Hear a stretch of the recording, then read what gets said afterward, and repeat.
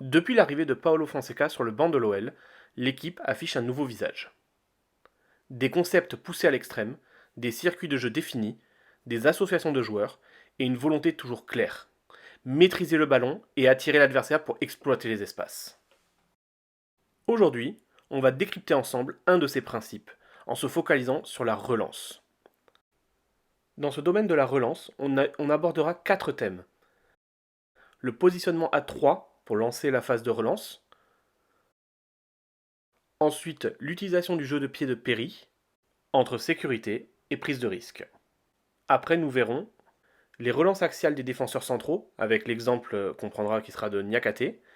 Et enfin, avec quelques chiffres, on verra la volonté de Fonseca de construire le jeu calmement, doucement, pour attirer l'adversaire et pouvoir contourner le bloc par la suite. Salut YouTube, moi c'est Siwaka pour l'animation lyonnaise, la chaîne où je te propose d'analyser joueurs, jeux, schémas tactiques en lien avec l'Olympique Lyonnais. Allez, on y va. Comme beaucoup d'entraîneurs aujourd'hui, Paolo Fonseca a des demandes spécifiques à ses joueurs en phase de relance. Ça commence par le positionnement. Très souvent, on va constater une ligne de 3 pour lancer la première phase de relance. Plusieurs façons de l'articuler. Donc soit ça va être un des deux latéraux qui va rester assez bas pour s'aligner avec les deux centraux. Donc à gauche, ça peut être Tagliafico ou Abner. À droite, ça va être donc Ainsley Maitland-Niles ou Saël Koumbedi. Ça, c'est des cas qui arrivent assez souvent, de le latéral qui revient s'installer en phase défensive avec les deux centraux pour être sur une ligne de 3 pour la première relance. Mais le cas le plus fréquent qu'on va retrouver à l'OL, ça va souvent être l'intégration d'un des deux milieux du double pivot qui va revenir entre les deux centraux, avec les deux centraux qui s'écartent. On verra avec les séquences juste après, mais c'est très souvent Nemanja Matic qui a ce rôle de revenir dans, dans la défense pour cette première relance. Mais on peut aussi constater que des fois, il y a eu Tessman ou Tolisso ou Verretou en fonction des utilisations des joueurs. Hein. Après, hein, de toute façon, ça peut changer en fonction des joueurs utilisés. Mais voilà, il y a vraiment cette articulation de cette ligne de 3 qui se met en place. Regardons quelques séquences que j'ai sélectionnées pour vous montrer un petit peu ce positionnement à 3 au moment de la relance de l'équipe. Dans cette ligne de 3, on retrouvera souvent Nemanja Matic qui viendra s'intégrer dans cette ligne.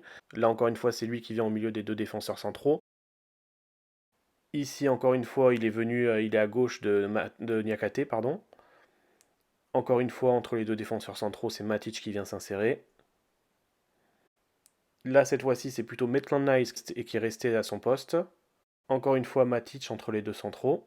Encore une fois, on retrouve Matic qui vient s'insérer entre les deux centraux. C'est vraiment souvent la récurrence dans ce cas-là. Cette fois-ci, c'est Koumbedi qui est aligné avec les deux défenseurs centraux. Et là, sur cette dernière séquence, c'est Tagliafico qui est venu s'insérer dans la ligne de 3 derrière. Dans cette seconde partie, on va parler de Lucas Perry et de sa relance au pied. Là, on va surtout principalement parler de sa relance courte. Vous verrez que la majorité du temps, Lucas Perry va faire des relances courtes vers ses deux défenseurs centraux, soit Niakate sur la gauche, ça va être son axe généralement principal, soit Clinton Mata à droite. On est clairement sur une demande du staff quand on compare avec ce qu'il faisait auparavant, c'est-à-dire qu'il hésitait beaucoup moins à faire du jeu long, mais au-delà de cette volonté de jouer court et simple de la part de l'entraîneur pour Lucas Perry, il y a aussi une volonté de plus en plus de lui demander de prendre des risques sur des passes axiales vers un milieu de terrain. Donc là, ça va dépendre plus, par contre, effectivement, des déplacements de ses équipiers et des propositions qu'ils vont faire. Mais de plus en plus, on le voit faire et tenter ce genre de passe à l'intérieur. Et c'est ça qu'on va analyser maintenant. J'ai donc compilé 8 séquences que je voulais qu'on analyse pour qu'on puisse montrer cette volonté de jouer sur une passe intérieure vers un milieu de terrain pour ouvrir le jeu par la suite. Sur cette séquence, Perry aurait pu très simplement jouer à gauche sur Niakate, et pourtant il va préférer plutôt choisir le jeu intérieur sur Tessman. Ce dernier ayant de l'espace pour recevoir le ballon, il va pouvoir orienter dans un second temps dans l'espace libre. Donc là, ce sera du côté de Maitland-Niles sur le côté droit. Il y a un espace libre qui s'est ouvert et il le trouve. Sur cette séquence, Perry ne peut pas jouer sur Niakate à cause du positionnement de l'attaquant adverse. Il va donc jouer sur Verretou, qui va pouvoir lui ensuite ouvrir dans un second temps sur le côté. Donc il joue sur Veretout à l'intérieur. Ce dernier, en une touche, va lancer Niakate sur le côté gauche, dans l'espace libre. Autre séquence dans le même match. Perry peut assurer la relance sur Kaletachar ou sur Koumbedi un peu plus haut, et il va quand même préférer jouer directement dans l'axe sur Veretout, car il a de l'espace autour de lui. Autre match, autre séquence, contre Nice. Malgré la hauteur de l'équipe adverse sur le terrain, Perry joue sur Matic plein axe. Ce dernier peut trouver ensuite Niakate. Encore une fois, la volonté de jouer dans l'axe vient dans le but de créer un espace dans le second temps. Donc cette fois-ci, il va jouer sur Tessman, qui va pouvoir directement lancer Clinton Mata sur le côté droit, qui a de la place et de l'espace pour pouvoir jouer le ballon. Cette fois-ci, c'est Thiago Almada qui vient demander le ballon devant la surface. Perry le trouve, ce qui va permettre, comme vous pouvez le voir, à Thiago Almada de jouer en une touche de balle directement sur Matic face au jeu. Une option simple est possible pour Perry, que ce soit via Mata ou Niakate cette fois-ci, et pourtant il va préférer jouer sur Tessman dans l'axe encore une fois. Ce dernier va permettre d'ouvrir sur Clinton Mata sur le côté droit. Sur cette dernière séquence, Perry peut encore jouer encore une fois de manière sûre sur Mata ou Niakate, et il va préférer jouer sur Tessman, isolé dans l'axe, qui en une touche va remettre sur Matic, qui sera maintenant dans le sens du jeu, avec de l'espace. Maintenant, on va voir la relance des défenseurs centraux, et j'ai pris l'exemple de Moussa Niakate. Parce que ce n'est peut-être pas le meilleur relanceur de l'équipe, mais on a pu voir des fois le fait qu'il prenait des facilités à simplement écarter sur son latéral et de ne pas forcément chercher à jouer et à faire des relances intéressantes pour le jeu. Mais depuis que Fonseca est arrivé, je trouve qu'il a recommencé à faire des passes intéressantes dans le cœur du jeu et à ne plus simplement jouer la facilité d'écarter sur son côté, sur le latéral. Donc c'est un style et c'est le style que veut amener Fonseca dans son équipe. Donc c'est pas encore complètement établi. On voit que ça n'est pas forcément la chose principale faite par les défenseurs centraux, mais c'est quand même quelque chose qui est à noter dans l'utilisation du ballon à la relance.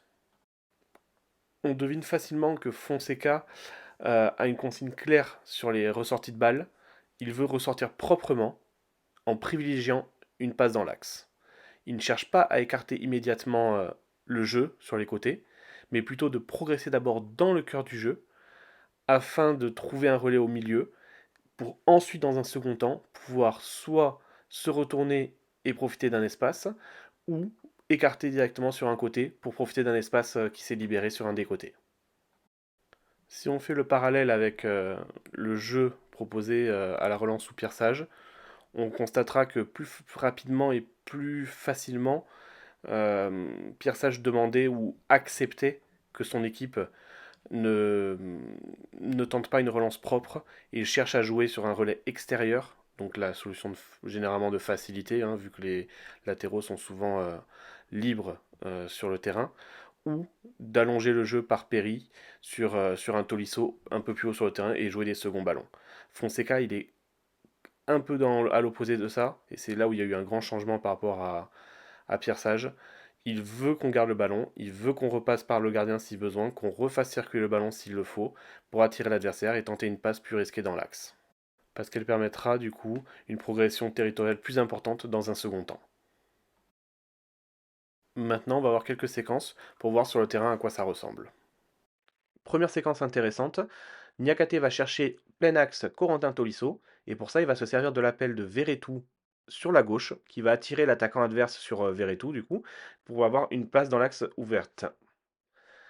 Tolisso reçoit le ballon dans un fauteuil, hein, il n'y a personne sur lui directement, ce qui permet ensuite d'ouvrir sur Maitland Niles sur le côté droit. Autre situation, dans le même style, Tagliafico demande le ballon sur le côté gauche, on voit que l'attaquant adverse va faire un pas d'ajustement vers Tagliafico, ce qui ouvre l'espace pour que Niakate puisse lancer Ernest Nuama qui arrive. Nouvelle situation, l'OL positionné à 3 derrière. Niakate a plusieurs possibilités de passe. Il va chercher du coup Tolisso plein axe en profitant du coup de l'appel de Tagliafico qui a attiré encore une fois l'attaquant adverse.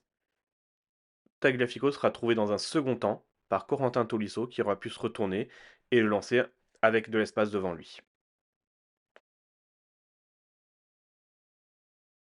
Sur cette séquence, Niakate a trois possibilités évidentes de passe, recyclé avec l'autre défenseur central, un milieu qui vient demander le ballon et Tagliafico qui prend son espace sur le côté. L'appel de Tagliafico va attirer l'attaquant voilà, pour ouvrir l'espace, ce qui permet de lancer Malik Fofana, qui pourra rejouer sur Tagliafico ensuite. Autre situation, une passe ouverte et simple pour Tagliafico est possible pour Niakate, mais il va se servir de ça pour justement lancer Thiago Almada plein axe en se servant de l'attaquant encore une fois qui va pas bouger, qui va pas fermer l'axe. Almada pourra jouer sur Tagliafico dans un second temps parce que du coup l'espace a été créé. Cette séquence, c'est la séquence du but refusé à Ernest Nuama. Vous voyez, Niakate a avancé, il aurait pu faire une passe simple sur Tagliafico encore une fois sur le côté. Il y a de l'espace dans l'axe, il lance la casette qui peut ensuite faire la combinaison avec Tolisso qui va directement lancer Almada qui lui ensuite derrière lancera Nuama pour le but refusé. Sur cette séquence, Niakate s'est projeté vers l'avant. Il aurait pu très simplement ouvrir encore une fois sur Tagliafico sur le côté, mais il va se servir de ça et de cet appel. Comme vous pouvez le voir, les deux joueurs du Havre devant lui ne vont pas forcément le presser, ne vont pas forcément bloquer la passe intérieure vers Mikotadze. Il va pouvoir donc le trouver plein axe. Mikotadze va recevoir le ballon et lui va pouvoir lancer ensuite Malik Fofana dans la profondeur, qui va éviter la sortie du gardien et marquer. Dernier principe, le fait de prendre son temps et d'attirer l'adversaire. Plus tu fais sortir l'adversaire haut sur le terrain, plus tu crées des espaces derrière lui ou dans son bloc équipe. Cette phrase aurait pu être dite en fait par Paulo Fonseca parce que ça représente bien son principe de base sur la relance et sur cette volonté d'attirer et de faire sortir l'équipe adverse pour contourner le bloc. Quand on voit jouer l'OL de toute façon depuis que Paulo Fonseca a pris les rênes, on comprend bien que si la passe vers l'avant par un défenseur central ou par le gardien n'est pas évidente, l'OL doit recycler le ballon, revenir en arrière, rejouer une possession, relancer une nouvelle possession. On va voir quelques chiffres qui vont pouvoir justement nous montrer et confirmer en fait cette impression que l'équipe de Fonseca joue plus lentement certaines possessions, va prendre plus de temps pour gérer la possession du ballon. Et j'ai quelques chiffres pour aller dans ce sens. Sous Pierre Sage, cette saison, après 28 matchs, l'OL joue en moyenne 507 passes par match, jouait environ 4,9 passes par possession, avait 15,7% de passes en retrait par match, et son équipe faisait 8% de passes longues par match. Maintenant, comme vous pouvez le voir à l'écran, l'équipe de Fonseca joue 574 passes par match, fait 6,3 passes par possession, joue 17,5% de ses passes en retrait et joue 6,7% de passes longues par match. Donc on a augmenté le nombre de passes par match, augmenté le nombre de passes par possession, augmenté le nombre de passes en retrait et diminué le nombre de passes longues par match. Le style Fonseca. En quelques semaines seulement, Fonseca a mis en place des principes clairs. Si on ne parle que de la relance, un mix entre relance avec plus de sécurité et la volonté de garder la possession du ballon au maximum, et une volonté d'attirer l'adversaire pour mieux contourner le bloc ou trouver de l'espace par une passe axiale. Des consignes propres aux joueurs pour rester dans cette optique de possession de balle. On a vu que les chiffres confirmaient ce style Fonseca, et pour l'instant, les résultats sont quand même là. Malgré tout n'est pas encore parfait. Il reste encore du travail, et peut-être que pour passer à cette étape supérieure, il faudra attendre un mercato avec des profils qui seront choisis par l'entraîneur pour correspondre à ce qu'il recherche exactement. Et vous en pensez quoi de ce style Fonseca? Est-ce qu'il vous a convaincu et est-ce que vous voyez des différences par rapport à ce que proposait Pierre Sage? Dites-le moi en commentaire. Merci d'avoir regardé cette analyse. Si tu as aimé, like la vidéo, abonne-toi et active la cloche pour ne rien rater sur l'animation lyonnaise et les prochaines vidéos que je vais sortir.